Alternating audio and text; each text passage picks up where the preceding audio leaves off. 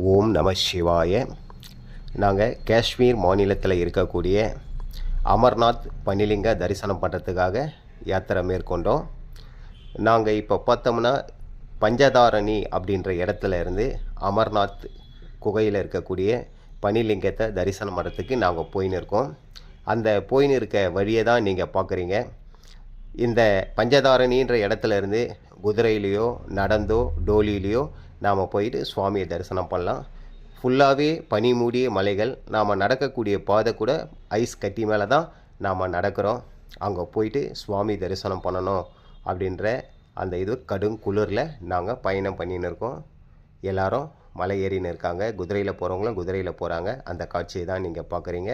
நாங்கள் அங்கே அமர்நாத் பனிலிங்கத்தை தரிசனம் பண்ணிவிட்டு அங்கே இருக்கக்கூடிய 2 புறாக்களை பார்க்கறது விசேஷம். அதையும் நாங்கள் தரிசனம் பண்ணோம்.